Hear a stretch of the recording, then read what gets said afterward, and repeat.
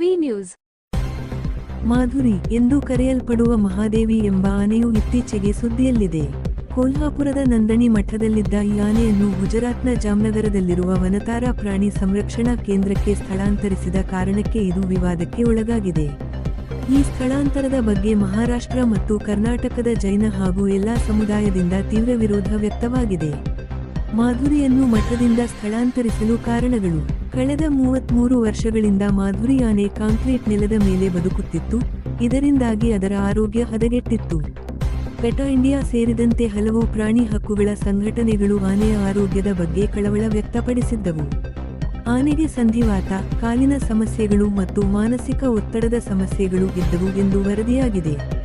Bombay high court ಮತ್ತು supreme court ಆದೇಶದ ಮೇರೆಗೆ ಆನೆಯ ಯೋಗಕ್ಷೇಮವನ್ನು ಗಮನದಲ್ಲಿಟ್ಟುಕೊಂಡು ಅದನ್ನು ವನತಾರಾ ಕೇಂದ್ರಕ್ಕೆ ಸ್ಥಳಾಂತರಿಸಲು ನಿರ್ಧರಿಸಲಾಯಿತು.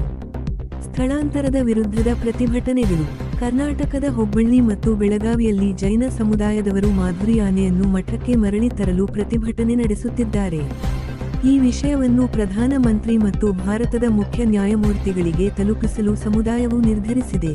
ಅನೇಕ ಜೈನ ಅನುಯಾಯಿಗಳು ಆನೆಯ ಸ್ಥಳಾಂತರಕ್ಕೆ ಪ್ರತಿಕ್ರಿಯೆಯಾಗಿ ಅಂಬಾನಿ ಒಡೆತನದ ಜಿಯೋ ಸೇವೆಗಳನ್ನು ಬಹಿಷ್ಕರಿಸಲು ಕರೆ ನೀಡಿದ್ದಾರೆ.